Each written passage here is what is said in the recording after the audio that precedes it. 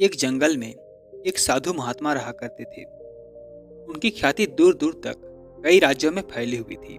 लोग उनके ज्ञान और समझदारी की वजह से उनसे प्रभावित होकर दूर दूर से उन्हें खोजते हुए उस जंगल में जाया करते थे। एक दिन दो युवक उस महात्मा की खोज में उस जंगल में पहुंचे, जहां एक बड़े ही सुंदर रमणीय स्थल पर महात्मा अपना गुरुकुल बनाकर रहा करते थे। वे दोनों ही महात्मा को अपना गुरु स्वीकार करके उनसे शिक्षा प्राप्त करना चाहते थे। महात्मा कई युवकों को शिक्षा दे चुके थे, लेकिन वे किसी भी युवक को शिक्षा देने से पहले उसकी परीक्षा लिया करते थे। इन दोनों युवकों को महात्मा ने देखा और वे उन्हें अपने घर ले गए और उनकी परीक्षा लेने की महात्मा ने तय किया। फिर महात्मा ने दोनों युवकों से कहा, मैं तुम्हें अपना शिष्य जरूर बनाऊंगा, लेकिन उसके लिए तुम्हें मेरी एक शर्त पूरी करनी पड़ेगी। युवकों ने महात्मा से कहा, आप जो भी कहेंगे वो हमें स्वीकार है। फिर महात्मा ने गुरुकुल के कमरे में रखी दो कबूतरों की मूर्तियां लाकर दोनों युवकों को एक एक थमाते हुए कहा, इन कबूतरों की मूर्तियों को तुम जीवित कबूतर ही मानो और तुम्हें यह करना है कि जब तुम्हें कोई देख न रहा हो तब तुम्हें इन कबूतरों की गर्दन मरोड़ देनी है। जब तुम ऐसा करने में सफल हो जाओगे तो मेरे पास चले आना। फिर दोनों युवकों ने अपने अपने कबूतरों को ध्यान से देखा। दोनों ही कबूतर बड़े सुंदर थे और उन पर बहुत अच्छे से रंग और आकृतियां बनाई हुई थी। दोनों के मन में ख्याल आया कि इतनी आसान और सरल परीक्षा से गुरुजी हमें क्या सिखाना चाहते होंगे। फिर दोनों ने अपने अपने कबूतर लिए और अलग अलग दिशा में जंगल में चले गए। एक युवक जंगल में थोड़ी दूर गया, जहां एक सुनसान मैदान उसे दिखा।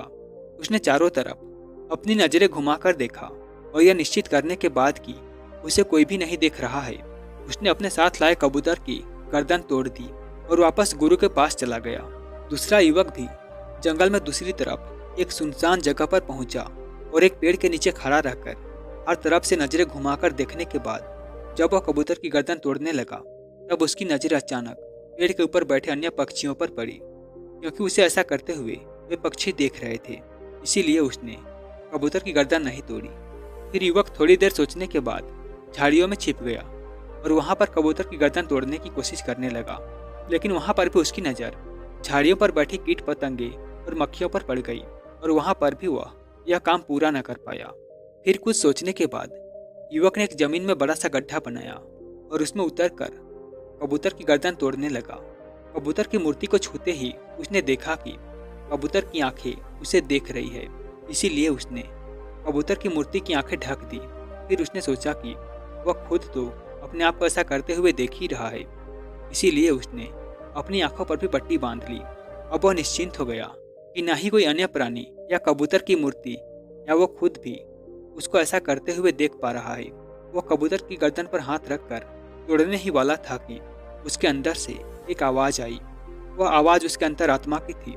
युवक अब अच्छे से समझ गया था कि गुरुजी इस छोटी सी सरल से दिख रही परीक्षा से उन्हें क्या शिक्षा देना चाहते थे। फिर युवक बिना उस कबूतर की गर्दन तोड़े ही गुरु के पास पहुंचा। गुरु के पास जाकर युवक ने गुरु से माफी मांगते हुए कहा कि गुरुजी मुझे क्षमा कर दीजिए, मैं आपका दिया यह काम पूरा नहीं कर पाया, क्योंकि जब भी मैं ऐसा करने की कोशिश करता तो मुझे कोई ना कोई देख रहा होता। जब मैंने यह सुनिश्चित कर लिया कि बाहरी दुनिया में मुझे कोई भी देख नहीं रहा है, तब भी मेरी अंतरात्मा और वह परमात्मा मुझे देख रहा था, इसीलिए मैं इस परीक्षा में पूरी तरह असफल हो गया।